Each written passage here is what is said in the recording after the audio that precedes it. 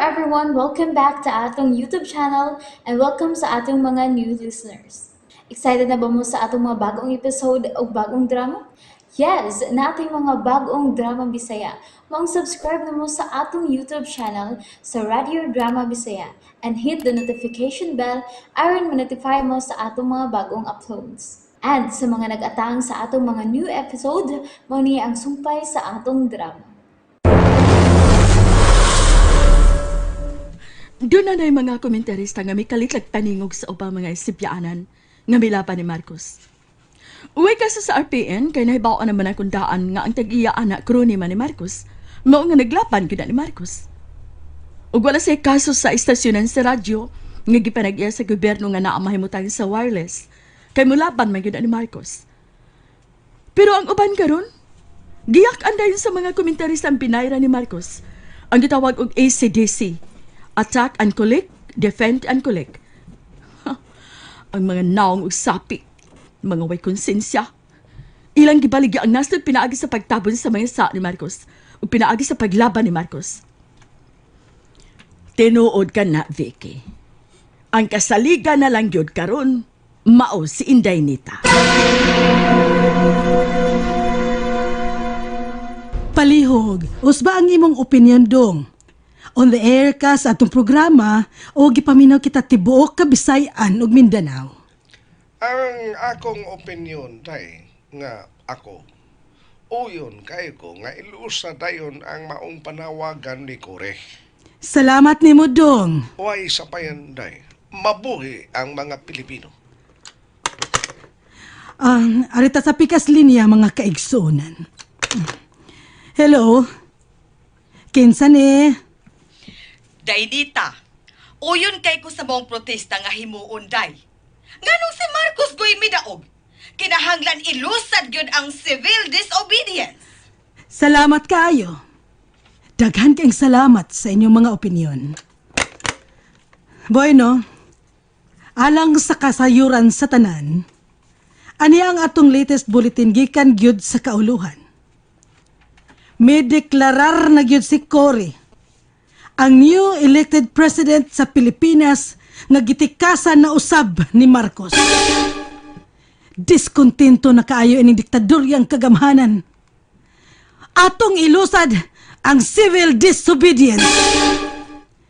Didto sa Manila, sa kauluhan, nagsugod na sila didto sa ilang civil disobedience. Mabuhi ang Pilipinas! Mabuhi ang Pilipino! Civil disobedience, Denita. Oh, uyon ko, Renita. Civil disobedience? Uyon kay ko, anak. Uyon ko sa civil disobedience. Ibagsak si Marcos. Ang tinood, si Marcos mo'y midaog sa snap election. Si Cory mo'y midaog sa snap election ni Denita. Civil disobedience. Civil disobedience! Civil disobedience. Civil disobedience! Civil disobedience. We improved on that performance the year after. The rate of unemployment was reduced. The volume of new investments significantly Kani mga gani mo? New industrial Magsige ka paminaw anang babaeng komunista? Ang binang. Honey! Hani, ayaw! Ayaw, hani! Hani!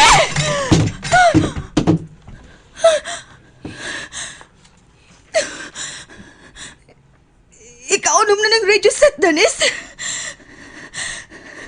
Ikaunom na kining radyoha nga may kagay ang nabungkag kay imong ginambos. Pagpalit pag ikapito nga radyo. Pagpalit og ikawaw nga radyo, pagpalit pagkatusan nga radyo kay ipamunal kong hurot kung maminaw ka ng komunistang komentarista. Now I know. Now I know. Nauyog na ba day mo? Midot na ba day ninyo ang gihimong reaksyon sa mga Pilipino?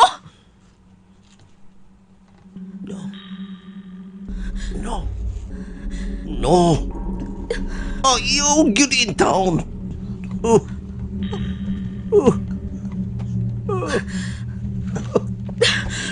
Honey, I'm begging to you, my lord. my God. Ayaw in town. Ayaw in town, my lord. Malukan ka. Honey, dali.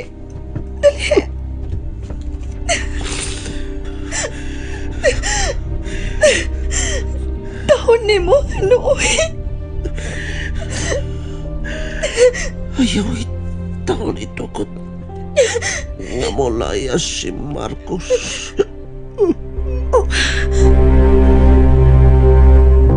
Of unemployment was reduced.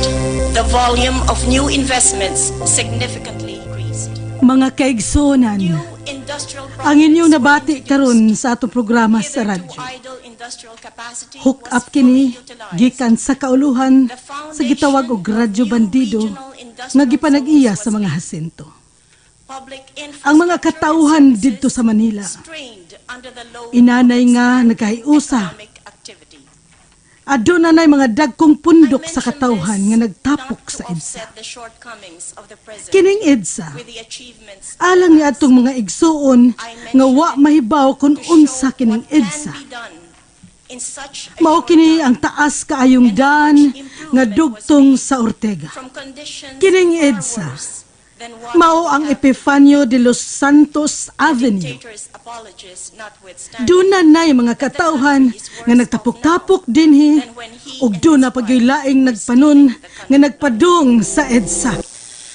This progress was cut off by the August 87 coup attempt. The ground we had lost. We were kapan on sa- the verge sa of a akong second banabana. takeoff Dili na when the nila lamada. December 1989 coup broke out. Milusot yun ang usa ka istasyonan sa radyo gikan sa Manila ug mihook up pa gyud ang DYHP ug ang ubang istasyonan dinhi sa Cebu. Unsay mo nauna sa aning istasyon na ron? Basa sa? And shattered our image. Duha ray kapainan ini nasura Grio. Kung dili mag civil war, o manaog si Marcos sa iyang pagkapresidente aron malikayan ang pagbano sa daghang dugo. Ato unang paminaon kining usa ka importante kayong mensahe ni Cardinal Sin dito sa kauluhan mga kaigsuon. Pray because it's only through prayer that we may solve this Nakadungog kita ang tanan mga igsuon kong Pilipino. Speaking. Nanawagan si Cardinal Sin sa katauhan sa Manila nga moadto ang tanan sa EDSA aron pa kanaugon na si Marcos sa Malacañang. In this very Usa na kini katimailhan nga manaog na ang diktador. that Busa, kitang niya sa Kabisayaan ug Mindanao. should be avoided. Moduyog kita sa Manila aron manaog sa iyang pagkapresidente si Marcos. Diyos ko. Miya naman ang kadaghan ng mga tao sa EDSA tungod sa panawagan ni Cardinal Sin. Tawagon ako si Dennis. Taguan ako kining radyo. If any of you could be Ibutan ako ning radyo ilawom sa kama. at Camp Aguinaldo to show your solidarity and your support in this very crucial period. Tawagon ako si Dennis. I would only wish that violence and bloodshed be avoided. Guryo, Let Oh, us Ma'am Julie. Ma'am, unsay ato? ihatag ang telepono ni Dennis. Wa ra ba diri si Dennis, Ma'am Julie? Usay wa? Hain mo di ay. Wa ko kita ron niya diri. Hain mo lagi di ay. Basig nag-meeting, ma'am, kay Murag. Murag mo kong padoong katigyaw si Marcos. Tarong diya Guryo. Isumbong taw niya kang Dennis. Kisarang! Cardinal Sin speaking Ay! Ma'am Julie. Hello? Kuan, nanawag ko ni mo sa imong opisina. Uwa ka man di ay dito.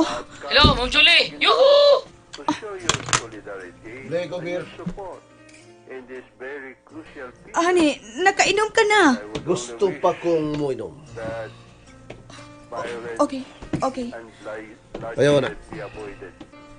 Let us Ah, pray ngano, to our Han? Blessed Lady Unsa man ang murag nagsaba? help us in order that we can solve this problem. Wa man ko'y nadunggan ka kasabahan. Naa! It's only through prayer that Murag di ay lawom scam. solve this problem. This is Cardinal Sin Ngano? speaking. Di ara. Honey, Any of you could be Oh, sorry. around at Camp Aguinaldo I'm so to show sorry. your Han. solidarity Nalimtan and din your ako, support in this very crucial Ikapila to ni? period. I would only wish Ikapila ning radyo ha! violence Ikapito! and bloodshed Ikapito nahan! Let us pray to our Ang hiuunta ka. Pagpalit og ikawaw, kay ana na gyud mo kagay sa imong off.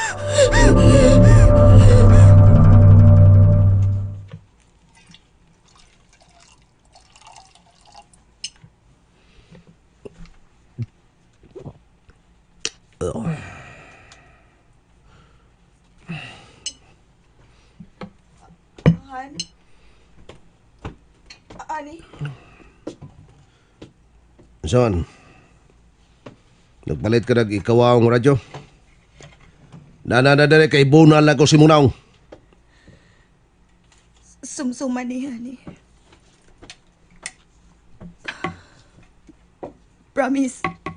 Promise. Dili na lagi ko magpalit og radyo.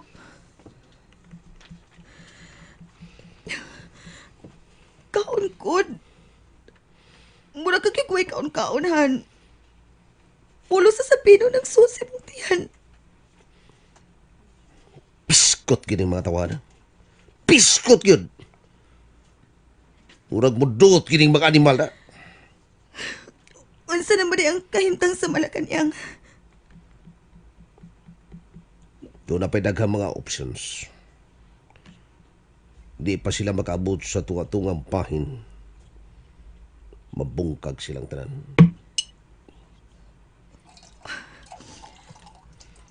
Honey.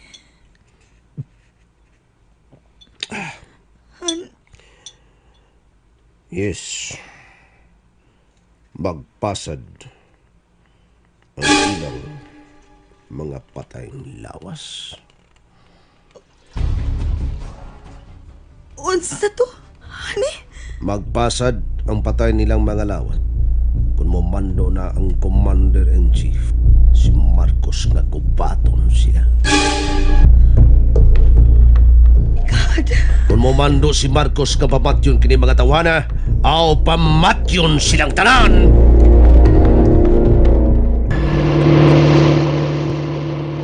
Napagyapon mga sundao ba yo? Ikatagyapon sa kadalanan. Daghan pa magyapon? Musamot nga magpabilin ang mga sundahos kadalanan, Rolyo. Tungod ani nagka-tense nagmaayo ang panahon.